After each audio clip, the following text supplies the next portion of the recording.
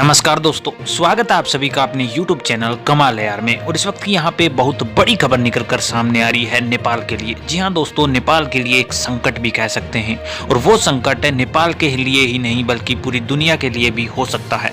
जी हाँ दोस्तों, नेपाल की अर्थव्यवस्था पर लगातार चोट पहुंचा रही है ग्लोबल वार्मिंग। ग्लोबल वार्मिंग क्या है उसके बारे में पूरी हम स्टडी करेंगे, तो वीडियो के अंत तक बने रहिए। और इसमें क्यों इफेक्ट पड़ रहा है नेपाल को ज़्यादा, तो वो भी हम बात करेंगे। तो एक बार फिर कह रहा हूँ, वीडियो के अंत तक बने रहना। और अगर आप चैनल पे नए हों तो चैनल को सब्सक्राइब करके बेल आइकन दबा लीजिए ताकि आपको अगला अपडेट भी सबसे पहले मिल सके। तो चलिए दोस्तों, वीडियो को शुरू करते हैं। सबसे पहले हम जान लेते हैं कि ग्लोबल वार्मिंग क्या होती है।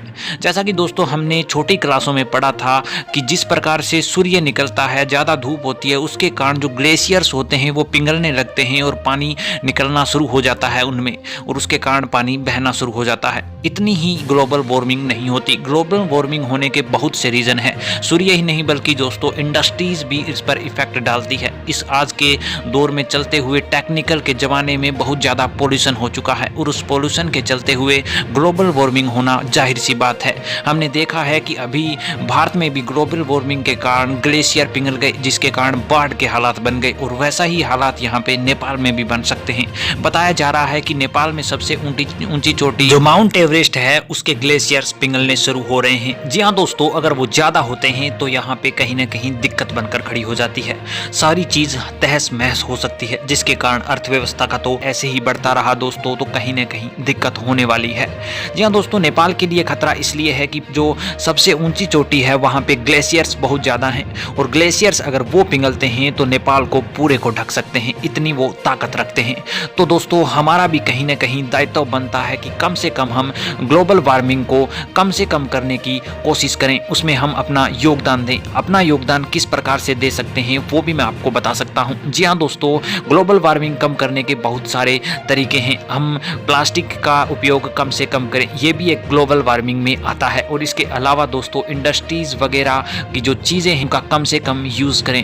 एक ऐसी साधारण जिंदगी जीकर हम ग्लोबल वार्मिंग को कम कर सकते हैं, यानी कि देश को बचाने में हमारा भी कुछ न कुछ सहयोग हो सकता है। ये भी बहुत बड़ी बात है दोस्तों कि कोई बंदा अगर कुछ न थोड़ा थोड़ा सहयोग करता है तो बहुत बड़ा परिवर्तन ला सकते हैं। बताया जा रहा है कि चोटियों को जो मार बर्फा पत्तों से होटल के कमरे खाली हो जाते हैं। जैसे ही ये पिघलनी शुरू होती हैं बर्फें, तो यहाँ पे पर्यटन के जो क्षेत्र हैं वहाँ के होटल भी खाली हो जाते हैं, और फसलों को प्रभावित भी ग्लोबल वार्मिंग अच्छी तरह से करती है, क्योंकि फसलों में ज़्यादा तापमान के कारण वो ज़्यादा प्रभावित होती हैं, जिसके कारण फसलें अच्छी नहीं हो पाती। बताया जा रहा है कि 0.6 डिग्री सेल्सियस प्रति दशक की दर से जो अपना वायुमंडल है वो गर्म होता जा रहा है। जी हाँ दोस्तों, ये कहीं ना कहीं बहुत बड़ी समस्या का आने वाली समस्या को संकेत करता है। तो दोस्तों ग्लोबल वार्मिंग को कम करने में मदद कीजिए, प्रत्येक बंदा कुछ न कुछ सहयोग कर सकता है। जी हाँ दोस्तों, वीडियो कैसा लगा? अगर अच्छा लगा है तो वीडियो को लाइक कीजिए और ज़्यादा से ज़्यादा शेयर कीजिए ताकि लोगों को पता चल सके। तो दोस्तों आज के लिए इतना ही। आगे कोई नया अपडेट मिलता है तो फिर आपके सामने हाजिर होंगे। तो अगर आप चैनल पे नए हों तो चैनल को सब्सक्राइब करके बेल आइकन दबा लीजिए ताकि आपको अगला अपडेट भी सबसे पहले मिल सके।